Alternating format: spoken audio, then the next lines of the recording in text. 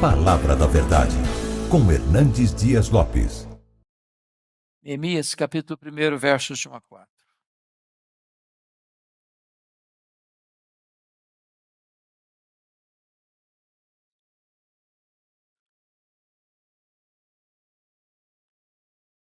A minha Bíblia está na página 443, não sei se essa ajuda para você aí. Mas fica antes de Salmos. Abre no meio, Salmos, um pouquinho antes.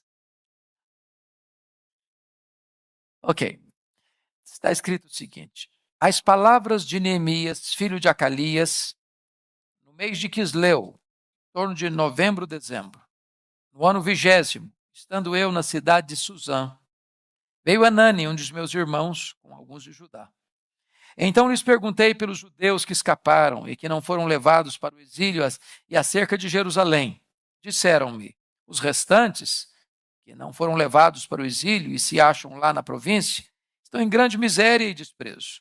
Os muros de Jerusalém estão derribados e as suas portas queimadas.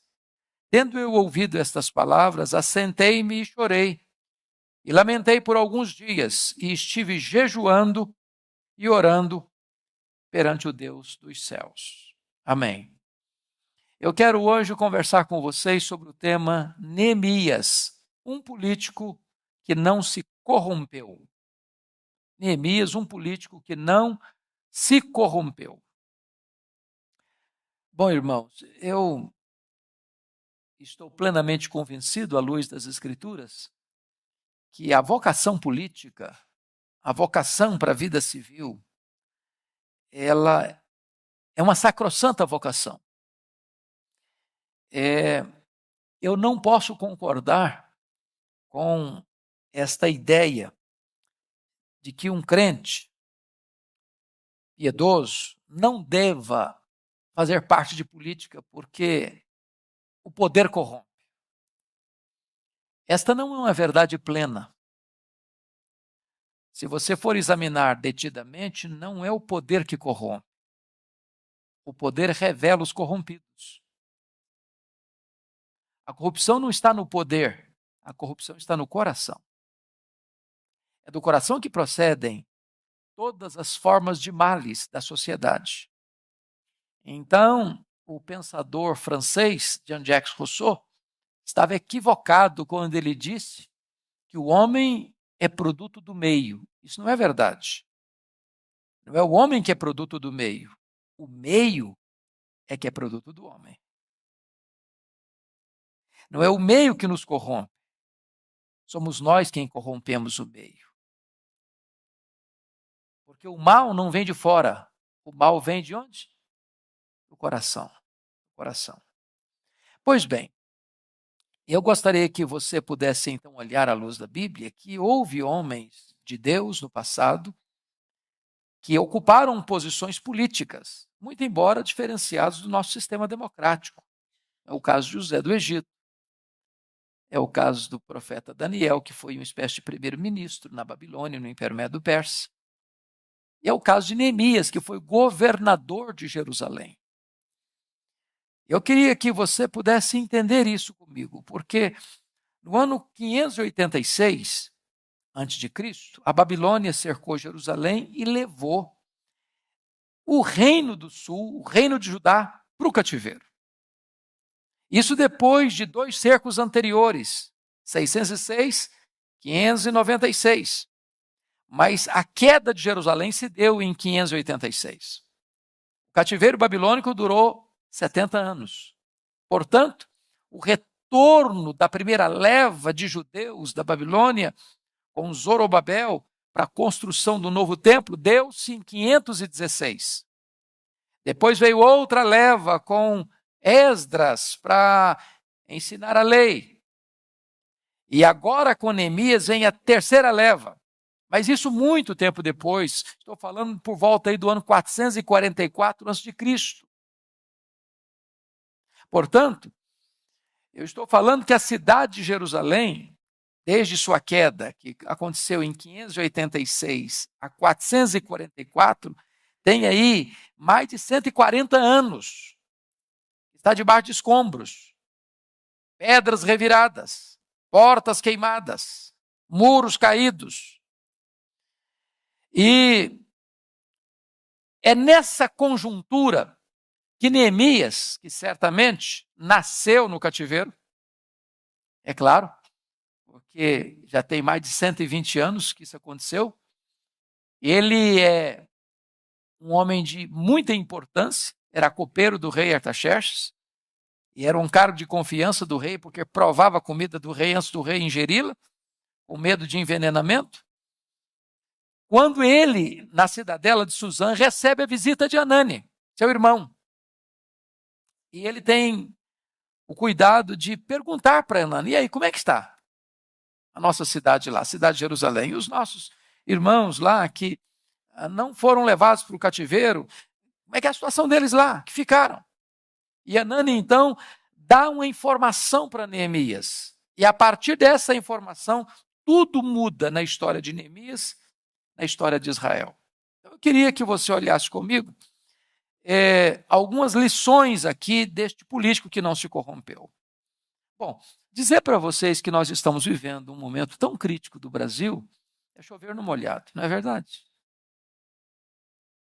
Eu fico com o coração apertado, que eu amo política, acompanho a vida política da nossa nação, e o meu coração às vezes aperta, porque você parece que não está quase encontrando mais as exceções, as ilhas de integridade, neste mar de corrupção. Você não pode dizer, não, esse partido político é incorrupto. Esse não, esse nunca teve uma mácula, uma mancha. Ou, não, essa ideologia aqui partidária, essa é completamente ilesa de qualquer suspeita. Nós estamos vivendo esse drama, né, das CPIs, as CPIs dos anãos do orçamento, escândalo das ambulâncias, o mensalão, o petrolão. Hoje filmes são feitos, né, sobre a Polícia Federal, agora uma série do Netflix, o mecanismo, e tudo isso trazendo à tona os porões não muito limpos da política brasileira. Nós estamos quase que nas vésperas de uma importante decisão do Supremo Tribunal Federal. O Brasil todo está de olhos voltados para aquela decisão da próxima quarta-feira. O Brasil está sendo convocado às ruas para o dia de amanhã, uns a favor, outros contra qualquer das posições que o Supremo Tribunal Federal tomar. Vai ter gente a favor, vai ter gente contra. De certa forma, nós estamos vivendo aí esse grande drama.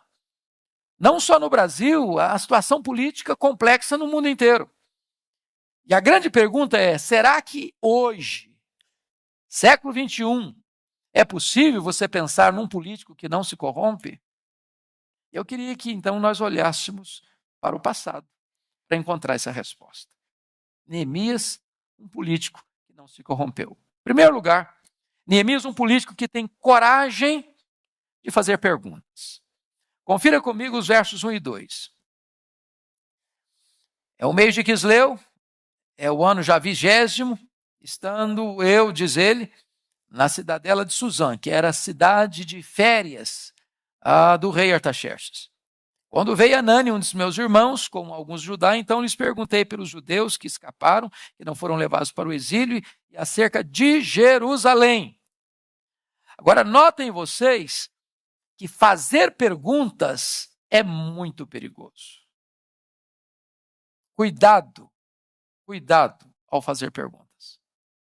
Sabe por quê? O irmão André escreveu um livro, um comentário de Neemias, ele diz o seguinte, que quando você faz perguntas e você recebe respostas, ao receber a resposta e tomar ciência do que está acontecendo, Deus está, nesse momento, levantando você para ser resposta da solução desse problema que você está tomando conhecimento.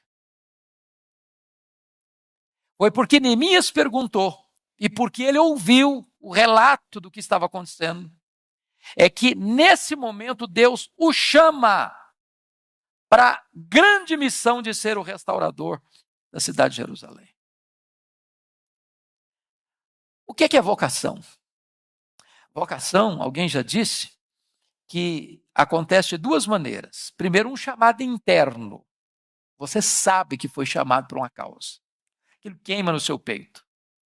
Mas, em segundo lugar, vem de uma consciência de uma necessidade externa. Você passa e vê um problema que mexe com você. Deus levanta você para ser o solucionador daquele problema.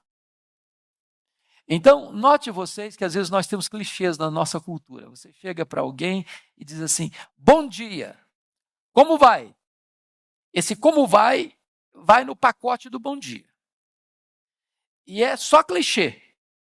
Porque nós não temos nem tempo nem vontade de escutar a pessoa. Você fala, não estou bem, não, estou passando a luta, rapaz. Não, esse problema é seu, não quero saber disso não. Então, como vai é um clichê. Porque quando você pergunta como vai, pressupõe que você quer ouvir. E ao ouvir, você se torna responsável para ajudar essa pessoa a resolver esse problema. Então não faça perguntas se você não quer se envolver. E ao receber respostas, você se torna responsável para ser um instrumento de Deus na solução desse problema.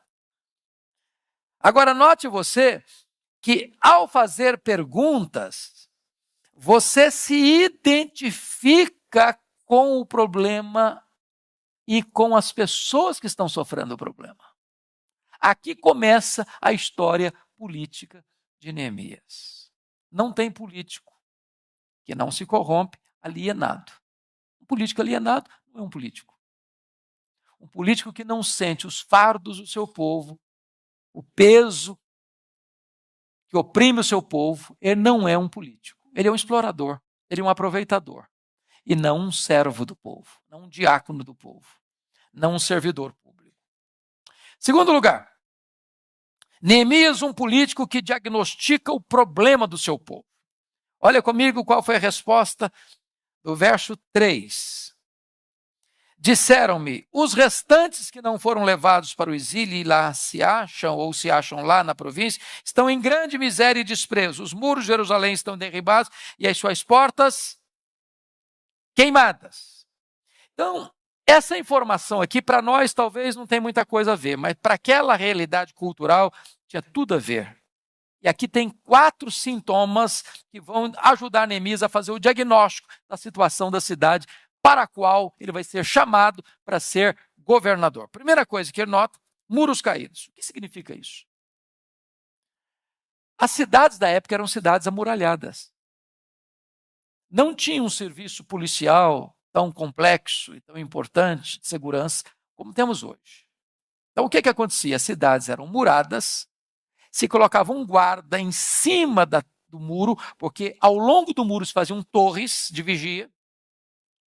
E esse guarda que ficava em cima do muro é quem tocava a trombeta anunciando o povo de um possível ataque do inimigo. Então o povo se reunia, se resguardava, se preparava. Então quando ele diz que a cidade está com os muros caídos, o que significa? Em primeiro lugar, falta de segurança pública. A cidade está desguarnecida. A cidade está vulnerável. A cidade está exposta a ataques e à violência. Agora, pensem comigo num quesito assim de prioridade, qual a maior preocupação do brasileiro? Não vou nem falar do estado do Rio de Janeiro, não. A maior preocupação do brasileiro hoje é a segurança. Você tem medo de sair de casa. Você bota tranca, você bota cerca elétrica, você bota cachorro bravo no quintal. Alguns que podem, blindam os carros. Nós estamos vivendo esse drama da insegurança. Segunda coisa, portas queimadas a fogo. O que significa isso para nós? Hoje nada. Naquele contexto lá, os juízes julgavam as causas do povo na porta da cidade, ou nas portas da cidade. Quando diz que as portas estão queimadas, significa que o poder judiciário está desmantelado e não tem condições de agir. Ou seja, não tem sistema legal, não tem amparo legal, não tem exercício da justiça. Não só a cidade está vulnerável, sujeita a ataques, sem qualquer capacidade de resistência, mas também não existe uma lei que está governando, que está regendo, não existe um sistema judiciário que mantenha a ordem pública em funcionamento.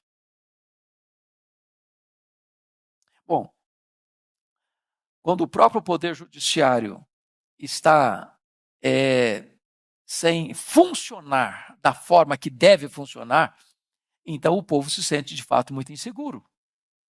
Você pensa que é assim no Brasil hoje? Não é isso que estamos também assistindo hoje? Onde às vezes aquelas instâncias mais altas é que geram mais tensões no povo brasileiro?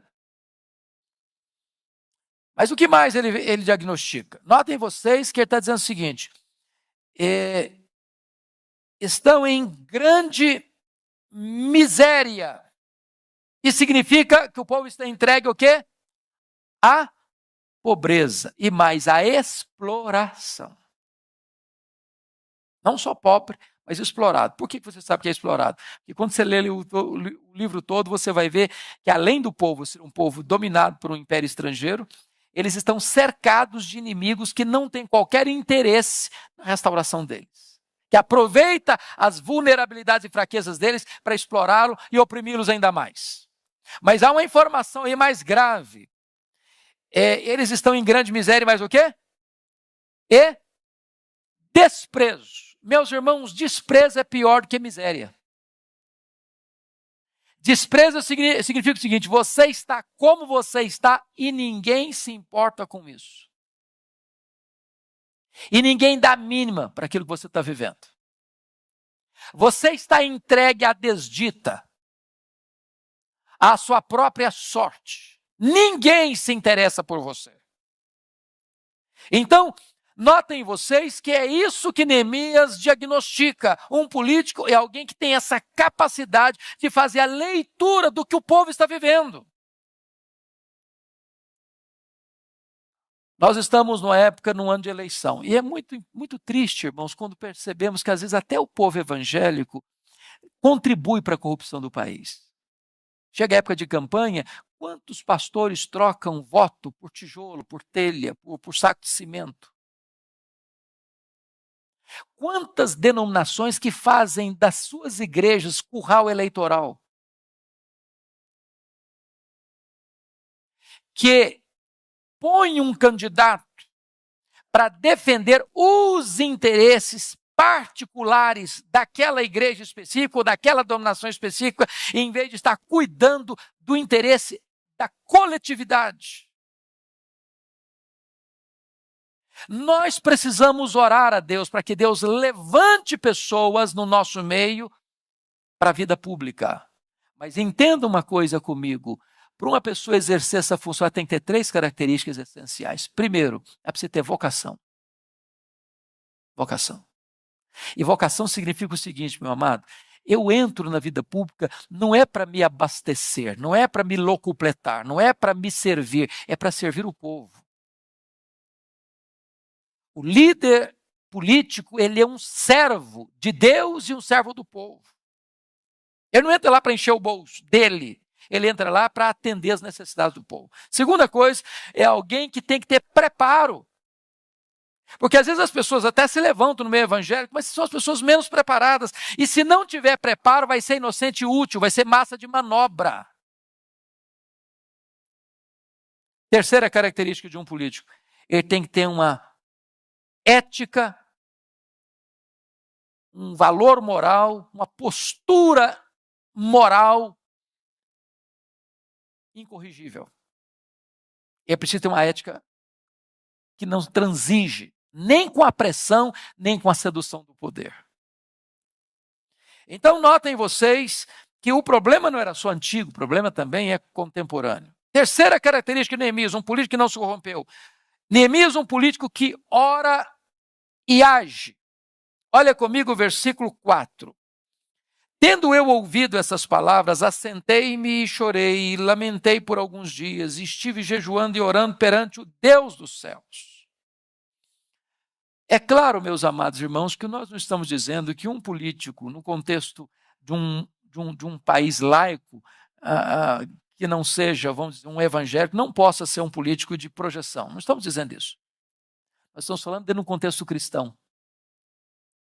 Porque hoje, quando um político diz que ele ora ao Deus dos céus, ele é criticado, ele é zombado, ele é escarnecido, ele é humilhado. Mas notem uma coisa, um homem público precisa entender uma coisa. Oxalá toda a nação entendesse isso. Que toda autoridade constituída, desde o presidente da República, Senado Federal, Câmara de Deputados Federais, deputados estaduais, prefeitos, vereadores, todos eles, ministros de Estado, secretários de algumas pastas, todos estão debaixo da autoridade de Deus. Debaixo da autoridade de Deus. São ministros de Deus. Sabe o que significa a palavra ministro lá em 1 Coríntios 13? Diáconos. Todo político tinha que entender isso. Ele é um diácono de Deus para servir ao povo. Para servir ao povo. Então, é alguém que teme a Deus, que ora a Deus, que reconhece a soberania de Deus, que Deus dirige a história. Segundo, um líder sabe que Deus é quem abre portas, quem provê os recursos, desperta o povo, livra do inimigo e dá a vitória. Se você lê o livro de Neemias, você nota o seguinte, ele fala com Deus, depois ele fala ao rei Artaxerxes, depois ele busca a ocasião certa para buscar recursos. Ele é alguém que tem habilidade de falar com os céus e falar com a terra, de falar com Deus e falar com os homens, capacidade de orar e capacidade de agir. Porque orar sem agir não é certo, agir sem orar também não é certo. As duas coisas precisam caminhar juntas. Foi isso que Neemias fez. Olha comigo aí, capítulo 2, versículo 4. Quando ele vai conversar com o rei, ele vai servir ao rei, ele está triste, diante da informação que recebe. E aí, o rei pergunta para ele, por que ele estava triste se ele não estava doente? Ele responde no versículo 3, como não me estaria triste o rosto se a cidade onde estão os sepulcros de meus pais está assolada, tem as portas consumidas pelo fogo? Disse-me o rei, que me pedes agora? Olha que coisa interessante. Então orei ao Deus dos céus. Sabe aquela oração relâmpago? Preste atenção. Ele pergunta assim, o que você quer que eu faça agora? O que você me pede? Não, pera um pouquinho lá, eu vou entrar no quarto, vou orar primeiro, depois eu venho responder ao Senhor. Não dá para fazer isso. É agora, meu filho, ó. É aquele momento que você faz uma oração assim de 10 segundos. E você não verbaliza a oração, você pensa a oração. Porque Deus lê pensamento. É aquele momento assim, eu sou dependente de Deus, agora esse homem vai ter uma ação e eu preciso que Deus toque o coração dele para que essa ação dele seja a ação que espelhe aquilo que o povo precisa e que traga glória para o nome de Deus. Ação e oração, oração e ação. Notem mais. Neemias, em quarto lugar. Um político que não se corrompeu é um homem que tem discrição e encorajamento. Por favor, olha comigo capítulo 2, versículo 12. Ele consegue permissão do rei para ir a Jerusalém, para restaurar a cidade de Jerusalém. Ele pede cartas para que ele possa ter passagem livre por territórios ocupados. Ele pede cartas para que ele possa ter material, madeira para reconstrução. Ele tem uma soldadesca uma guarda real que vai acompanhando.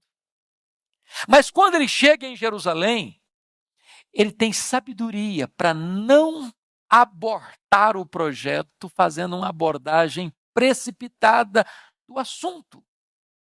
Primeiro ele investiga, primeiro ele examina, primeiro ele faz um diagnóstico, primeiro ele faz uma radiografia do problema, primeiro ele tem ciência do que está acontecendo, para que depois então ele motive o povo, ele encoraje o povo para se levantar e para agir. Então notem comigo essa coisa tão interessante, capítulo 2, versículo 12. Você pode ler o versículo 12 comigo? Vamos lá? Então, à noite, me levantei, e uns poucos homens comigo. Não declarei a ninguém o que meu Deus me pusera no coração para eu fazer em Jerusalém. Não havia comigo animal algum, senão o que eu montava. Então, o que ele está fazendo aqui? Um diagnóstico. Ele investiga a situação. Depois de investigar uma situação, o que ele faz? Ele traça uma estratégia. Estratégia. Só depois que ele tem na mão o mapa da solução, é que ele vai comunicar isso ao povo e vai conclamar o povo para a ação. Olha comigo os versículos 17 e 18. Vamos lá? Então lhes disse: estáis vendo a miséria em que estamos, Jerusalém assolada e as suas portas queimadas. Vinde, pois, reedifiquemos os muros de Jerusalém e deixemos de ser opróbrio. E lhes declarei, como a boa mão do meu Deus estivera comigo, e também as palavras que o rei me falara. Então disseram: disponhamo-nos e edifiquemos, e fortalecer as mãos para a boa obra. Então, preste bem atenção nisso, meus amados irmãos, que um líder tem conhecimento do problema, tem um projeto de solução para o problema e tem palavras certas de motivação. Motivação. Motivação. Se vocês tiverem uma hora a paciência e a disposição de coração de lerem atentamente o capítulo 3, que é um texto, parece assim, árido, seco, um monte de nome, você às vezes fala: meu Deus, o que é isso? É uma das obras mais fenomenais de administração pública que eu já encontrei na Bíblia, capítulo 3. Há aqui, meus irmãos, 4 princípios de gestão. Primeiro, coordenação. Segundo, cooperação. Terceiro, aprovação. Quarto, comunicação. Se vocês olharem o capítulo 3, está todo mundo com a Bíblia aberta aí, em Neemias? Veja aí, por favor. Eu não posso ter tanto tempo hoje aqui, porque isso aqui é assunto para alguma série de estudos e eu estou hoje condensando num só. Vocês verão até o versículo de número 15, uma expressão que se repete muito: junto a ele, ao seu lado, junto destes, ao seu lado, junto deles, junto a estes, ao seu lado, lado a lado, lado a lado, lado a lado, junto desse ao seu lado, junto desse ao seu lado. O que ele está fazendo? Ele botou todo mundo para trabalhar, todo mundo, do sacerdote ao ourives, das pessoas que tinham a mão fina, que viviam no escritório com ar-condicionado, que não tinha na época, até as pessoas que trabalhavam lá com trabalho pesado, todo mundo, ele inclusive. Mas o que ele fez? Olha que coisa interessante. Ele botou cada pessoa trabalhando perto da sua casa. Ele não pegou um camarada que morava lá no sul da cidade, não, você vai construir um muro lá no norte da cidade. O cara lá do norte, você vai lá para o sul. O que ele está fazendo com isso? Primeiro, otimizando tempo. Segundo, otimizando recursos. Terceiro, otimizando proteção. Porque se uma coisa pegar, um inimigo invadir, quem é que você vai querer proteger primeiro? Quem? Sua família. Sua família. Quando é que você se sente mais assim confortável para trabalhar? É quando você está perto da sua família ou que você está muito longe da sua família? Você está perto. Ele colocou todo mundo trabalhando perto da sua casa. Os lugares mais distantes, ele aproveitou gente que morava fora de Jerusalém. Tudo isso é o quê? Estratégia. Estratégia. Não deixou ninguém de fora. Cooperação. Todo mundo é útil. Todo mundo pode contribuir. Todo mundo pode fazer. Eu não abro mão da cooperação de ninguém, até das mulheres. Até as mulheres estavam lá com a mão na massa, mexendo com pedra, levantando muro. Até os ourives que mexiam com coisinhas, detalhes, de engastezinho de ouro, estava lá mexendo com pedra bruta. Até o sacerdócio que estava lá fazendo o ofício, você também está aqui. Ó. Todo mundo, cooperação. Agora, é interessante a aprovação. Ele cita as pessoas por nome. Ele não lida com gente com massa. Ele lida pelo nome, porque você tem valor, porque você tem significado, você tem nome. E mais do que isso, irmãos, a comunicação era muito boa, porque chegou um momento que ele disse para o povo seguinte: nós estamos muito separados. Tem brechas, vamos ficar mais juntos. Quando os inimigos vieram para atacar, sabe o que ele fez? Botou metade trabalhando, metade protegendo. Quando a coisa aliviou um pouco mais, o cara trabalhava com uma espada na mão e a outra mão trabalhando. Ou seja, era um homem que tinha o cuidado de proteger o povo se sentia protegido pela liderança dele. Não era aquele líder que botava o povo no sacrifício para se livrar. Não, ele colocava a cara dele na frente para proteger o povo. Este é um político que não se corrompeu. Quinto lugar. Neemias, um político que lidou vitoriosamente com a oposição e a perseguição. Bom, é claro, irmãos, que nenhum líder, seja ele que área for da vida, passará seu trabalho, seu ministério, sem enfrentar a oposição. Eu queria que vocês olhassem 6 tipos de oposição que Neemias enfrentou. Primeiro, ira. Olha comigo, capítulo 2, versos 9 e 10. Quando ele está vindo para reconstruir a cidade de Jerusalém, e ele consegue cartas, ele consegue recursos, ele consegue madeira, ele consegue os oficiais do exército e cavaleiros para acompanhá-lo. Olha aí o que está escrito no versículo 10, 2:10. Leia comigo. Disto ficaram sabendo Sambalá, o Eronita, e Tobias, o servo amonita. E muito lhes desagradou que alguém viesse a procurar o bem dos filhos de Israel. Tem gente que não vai ficar feliz se você estiver bem. O bem do povo é o mal para alguns. Pode ter certeza disso. A crise sempre vai interessar a algumas pessoas. A miséria do povo sempre vai abastecer alguns interesses subalternos. Podem ter certeza disso. Olha mais ainda comigo, capítulo 4, versículo 1. Tendo Sambalá ouvido que edificávamos o muro, ardeu em ira e se indignou e escarneceu dos judeus. Então preste atenção que quando você está restaurando a nação, quando você está trabalhando para que a nação seja reerguida, levantada e reestruturada, alguém vai ficar muito irado com isso, que não vai poder se aproveitar para se abastecer, para se locupletar. Segundo tipo de oposição que Neemias enfrenta, desprezo. Olha comigo 2:19. 2:19. Quando ele conclama o povo a se dispor e edificar e fortalecer as mãos para a boa obra, olha o que está escrito no 2:19. Porém, Sambalá, o Eronita, e Tobias, o servo amonita, e Gesem, o arábio, quando souberam, zombaram de nós e nos desprezaram. E disseram: que é isso que fazeis? Quereis rebelar-vos contra o rei? Meus irmãos, a zombaria é um negócio complicado.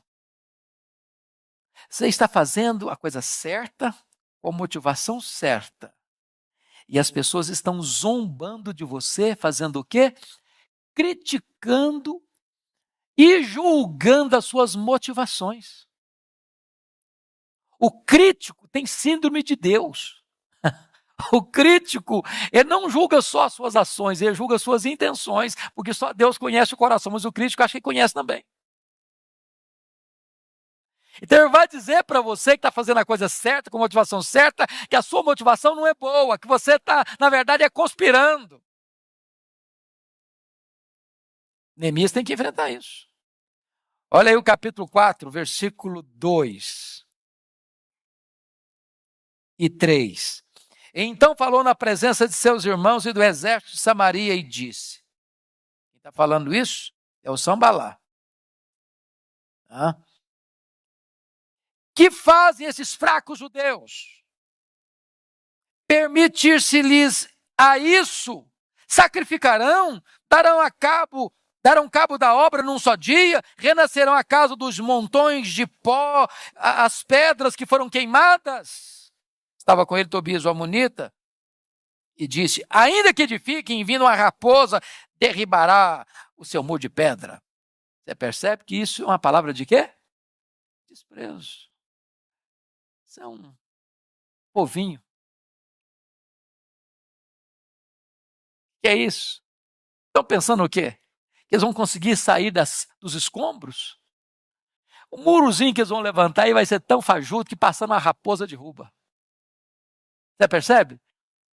A atitude de humilhação, de zombaria, de escarnecimento. Terceira arma, terceira oposição, boataria. Olha o capítulo 4, versículo 11 comigo.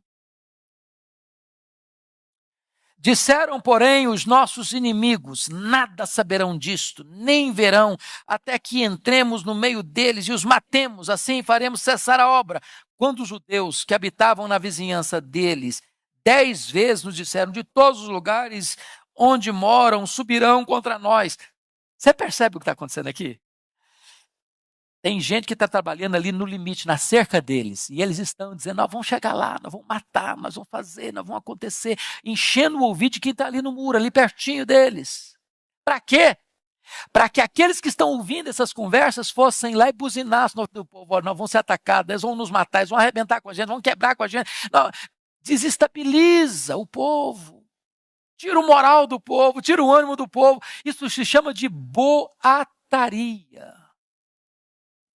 É você espalhar uma conversa meio enviesada para desestabilizar, para tirar o foco. Para tirar o foco. Mas notem mais, você vai perceber no 4:7,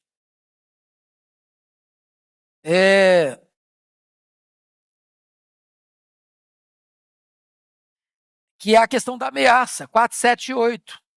Pode ler o 4, 7 e 8 comigo? Vamos lá? Mas ouvindo Sambalá e Tobias, os arábios, os amonitas e os asdoditas, que a reparação dos muros de Jerusalém iam avante, e que já se começava a fechar-lhe as brechas, ficaram sobremodo irados. Ajuntaram-se todos de comum acordo para virem atacar Jerusalém e suscitar a confusão ali. Então, o primeiro cara critica você para ver se você desanima. Mas você não desanima e continua fazendo, fala, agora nós vamos atacar.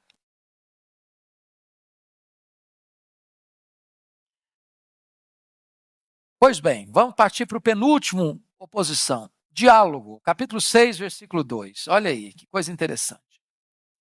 Sambalá e Gesem mandaram dizer-me, vem, encontremo-nos nas aldeias, no vale de Ono, porém tentavam fazer-me mal. Olha a resposta de Neemias no verso 3. Enviou-lhes mensageiros a dizer, estou fazendo uma grande obra, de modo que não posso descer. O inimigo nunca é tão perigoso quando ele chama você para sentar à mesa. Para um acordo. Para uma conversa informal.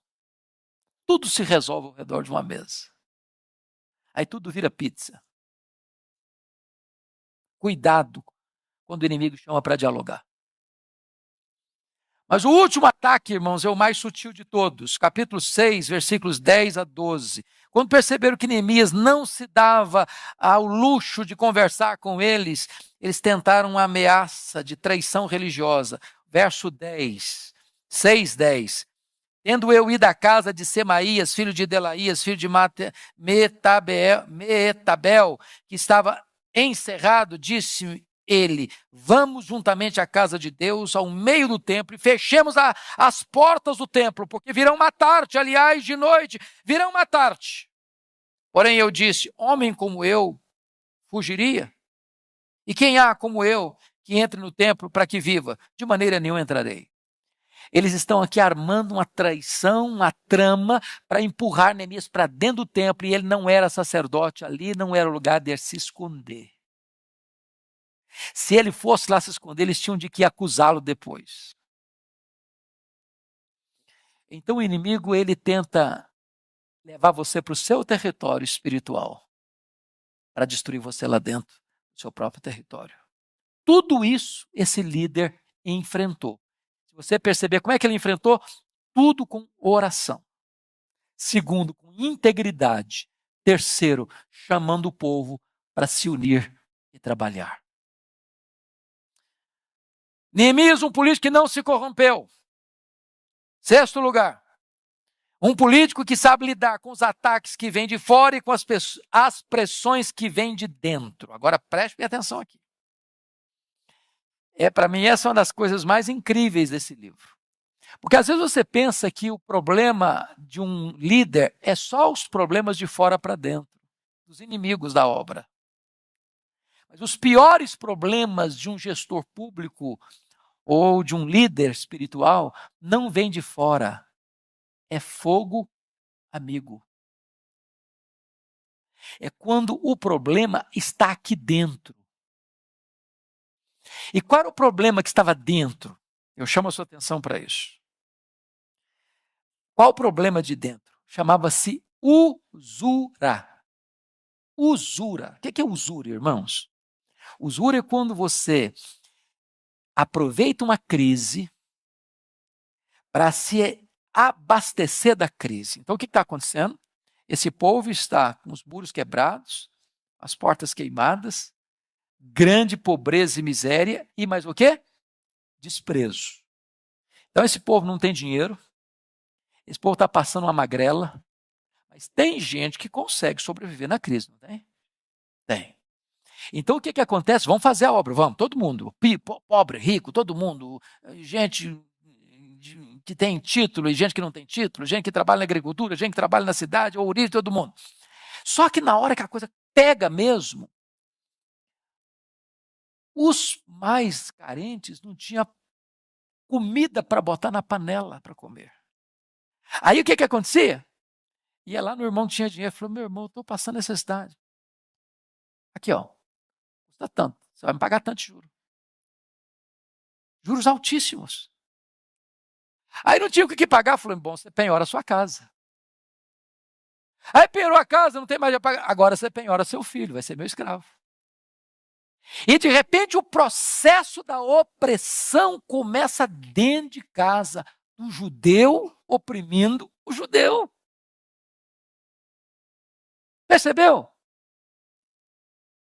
Eles estão aproveitando a miséria, a pobreza do seu povo para se abastecer, ficar mais rico ainda. Porque quando o cara está com fome, ele faz esse negócio que você quiser. Quanto de juro? É tanto. Eu tenho que pagar, porque eu sou morto de fome. Olha o que está acontecendo, capítulo 5. Ele vai enfrentar isso. Qual o problema que o povo está enfrentando lá? Primeiro problema, fome. Fome. Capítulo 5 e 2. Foi grande, porém, o clamor do povo e de suas mulheres contra os judeus, seus irmãos, porque havia os que diziam, somos muitos, nós, nossos filhos, nossas filhas, que se nos dê trigo para que comamos e vivamos. Ô, gente, eles não estão pedindo luxo, estão pedindo pão. Fome é o problema deles. Além da fome, tem outro problema. Outro problema. Qual o problema? Dívidas. Olha o verso 3. Também houve os que diziam, as nossas terras, as nossas vinhas e as nossas casas hipotecamos para tomarmos trigo nessa fome. Mas não era só fome e dívida, não. Tinha mais, tinha impostos. Olha o versículo 4. Houve ainda os que diziam, tomamos dinheiro emprestado até para o tributo do rei sobre as nossas terras e as nossas vinhas. Olha que coisa triste. Você pega dinheiro emprestado para pagar imposto. E aí, o que acontece? Versículo 5. Eles perderam duas coisas, irmãos. Perda da liberdade e perda da esperança. Olha o verso 5. No entanto, nós somos da mesma carne como eles, e nossos filhos são tão bons como os deles. E eis que sujeitamos nossos filhos e nossas filhas para ser escravos, perda de liberdade. Algumas de nossas filhas já estão reduzidas à escravidão. Não é apenas possibilidade, é fato. Agora, perda da esperança. Não está em nosso poder evitá-lo, pois os nossos campos e as nossas vinhas já são dos outros. Ou seja, somos escravos e não temos esperança. O poder de mudar isso não está na nossa mão. Você percebe quando a crise é interna? Pois bem, vamos entender agora o que está acontecendo aqui. Neemias, um político que não se corrompeu. O que é que ele vai fazer com esse problema interno? O externo, ele enfrentou. E o interno, como é que ele vai tratar? Então, vamos ver. Um político que não se corrompe é conhecido por aquilo que ele não faz. Não faz. Olha o verso 15 comigo do capítulo 5. Mas os primeiros governadores que foram antes de mim oprimiram o povo e lhe tomaram pão e vinho, além de 40 ciclos de prata, até os seus moços dominaram sobre o povo. Porém, eu assim não fiz, por causa do temor de Deus. Então, o que ele está dizendo? Ele não segue o caminho dos políticos oportunistas que viveram antes dele. Os oportunistas exploraram o povo, saquearam o povo, exploraram o povo. Ele diz, eu não vou ser assim. Então há esperança, irmãos, de mesmo numa história de corrupção no Brasil, desde o Brasil colônia, passando pelo Brasil império, depois para o Brasil república, há esperança que Deus possa levantar gente honesta. Há esperança. Há esperança. Eu não fiz assim. Eu botei um ponto final nessa hemorragia, nessa sangria. Agora, notem mais. Ele não permite esquemas de corrupção no seu governo. Versículo 15, parte B. Até os seus moços dominavam sobre o seu povo. Ou seja, não apenas quem está governando oprimia, mas os seus escalões, nomeados, primeiro escalão, segundo escalão, terceiro escalão, estava também pronto para saquear o povo. Eu não fiz e não permito que os meus moços façam. Eu não faço e não permito que quem eu constituo no meu governo também contribua por esse processo de corrupção. Olha o versículo 16. Ele não aproveita a miséria alheia para se enriquecer. Olha o verso 16. Antes também na obra deste muro fiz reparação e terra nenhuma compramos. Sabe o que ele está dizendo? Terra nenhuma compramos? Eu não aproveitei o sufoco do camarada, a magrela que ele estava passando, o desespero que ele estava passando, precisando comprar pão e comprar a terra dele na hora do desespero dele. Eu não fiz isso. Eu não aproveitei a miséria do outro para oprimi-lo, para aproveitar da miséria dele. Esse é um líder que não se corrompe. Será que nós temos esse tipo de gente? Eu dá vontade de votar no Neemias, não dá não? Hã? Estou começando com vontade de lançar esse cara como candidato. Agora, vamos ver o que ele faz. O que ele faz? Primeira coisa. Irmãos, isso é maravilhoso. Ele aproveita uma hora de crise e faz dela uma hora de oportunidade. Versículos 13 e 14. Olha que coisa interessante. Primeiro, vamos dar uma olhadinha o que ele vai fazer. Capítulo 5, versículo 8, ele chama atenção. Porque o versículo 6, aliás, 5, 6, ele diz, ouvindo, pois, eu o seu clamor, o clamor do povo, e estas palavras, muito me aborreci. Tem hora que um líder precisa ficar com raiva. Tem ira santa, sabia? O cara não pode ser pastel demais, não. Cara, pastel demais não serve. O cara tem que ter sangue nas veias. Me aborreci com esse negócio. E aí o que ele faz no versículo 7? Repreendi os nobres e os magistrados. E diz para eles, sois usurários, cada um para com o seu irmão. E convoquei contra eles um grande ajuntamento. Não convocou a favor deles, não, contra eles. Vão chamar um ajuntamento aqui contra esses caras, que estão aproveitando a miséria do povo para explorá-lo ainda mais. Aí o que ele fez mais? Olha aí, versículo 11. Restituí-lhes hoje. Não é daqui a um mês, depois que fizer uma análise melhor, não. Hoje, restituí-vos, hoje vos peço, as suas terras, as suas vinhas, os seus olivais, as suas casas, como também o centésimo do dinheiro, do trigo, do vinho, do azeite, que exigis deles. Para com essa exploração, para com essa usura, para com essa exploração. Ele está puxando o tapete desses líderes corruptos, que se enriquecem com a miséria do povo. Qual o resultado disso? Versículo 12. Então responderam-lhe, restituir-lhes-emos e nada lhes pediremos. Agora, é claro que você pode ver aí uma ação de Deus.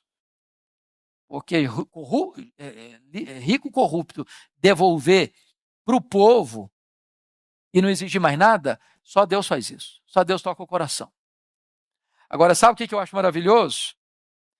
Versículo 13. Ô, irmãos, depois que ele convoca este ajuntamento contra esses usurários, diz que o resultado disso, olha versículo 13, parte B. E toda a congregação respondeu, amém, e louvaram o Senhor, e o povo fez segundo a sua promessa. Trouxeram para ele um baita de um problema.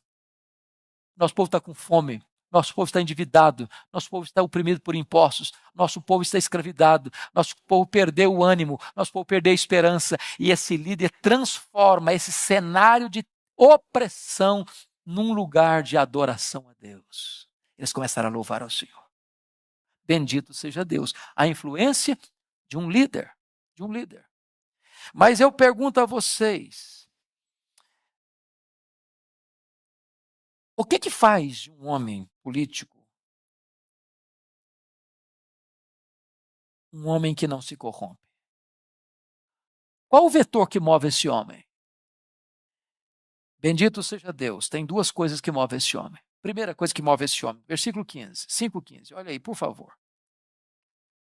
Mas os primeiros governadores que foram antes de mim, e eu vou terminar aqui, irmãos, oprimiram o povo, e lhe tomaram pão e vinho, além de 40 ciclos de prata, até os seus moços dominavam sobre eles. Porém, eu assim não fiz por causa de quê? Por causa do temor de Deus. Não é cultura, irmãos. Nosso amigo, pai do positivismo, Augusto Conte, estava errado. O problema da humanidade não é só educação. Eu não posso, de jeito nenhum, dizer que falta educação no Congresso Nacional. Entre os ministros de Estado. Entre os que estão no comando político dessa nação. O que falta é o quê? Temor de Deus. Temor de Deus. O grande freio moral na vida de um homem, na vida de uma nação, chama-se temor de Deus. Nós estamos às vésperas de uma eleição. Nós precisamos pedir a Deus, Deus levante homens e mulheres que tenham temor de Deus. Na hora de se envolverem com as falcatruas, com as negociatas de bastidores, para surrupiar o erário público, para oprimir a nação, o que dá um freio, o que puxa o freio de mão do cidadão é temor de Deus. Ah, ninguém está vendo, Deus está vendo. Ah, a justiça não vai pegar, Deus está vendo. Ah, mas lá na Suprema Corte vai dar um jeitinho, Deus está vendo. Deus está vendo, temor de Deus. Qual o segundo vetor que pode levar um homem a tomar essa decisão? Veja comigo, por favor, o versículo 18. 6:18. 5:18, digo. O que se preparava para cada dia eram bois, 6 ovelhas escolhidas também à minha custa, eram preparados aves de 10 em 10 dias, muito vinho de todas as espécies. Nem por isso exigiu pão devido ao governador, porque a servidão deste povo era grande. Ele abre mão do seu salário, ele dá do seu próprio recurso para fazer as coisas, dá comida para o povo, por uma razão: compaixão do povo, temor de Deus e amor ao povo. Temor de Deus e amor ao povo. Esses foram os dois grandes vetores que moveram esse político, que não se corrompeu. Sabe o que aconteceu? Sabe o que aconteceu? Olha comigo capítulo 6, versículo 15. Eu acho isso maravilhoso. Vamos ler todos juntos? Acabou-se, pois, o muro aos 25 dias do mês de Elul, em 52 dias. Sabe quantos anos esses muros estavam lá? E todo mundo achou, não tem jeito? Mais de 140 anos. Não tem jeito. Não tem jeito. O povo é pobre, está entregue à pobreza, à miséria, ao desprezo. Tem embargo político, porque por causa da oposição, o rei mandou parar tudo. Os inimigos estão à nossa volta, não tem jeito. Um líder tem uma visão. Um líder tem uma ação. Um líder tem uma motivação. Um líder tem a capacidade de mobilização. Um líder faz em 52 dias o que ninguém acreditou que pudesse ser feito em 142 anos. Se você ler o restante do livro, você vai ver que essa foi a reforma física. Depois uma segunda reforma que vai tão longe quanto esta, e com muito mais amplitude, foi a reforma espiritual da nação. É hora de nós, como igreja, orarmos para que Deus levante homens e mulheres com vocação política, com preparo político e com uma ética que não se renda à corrupção.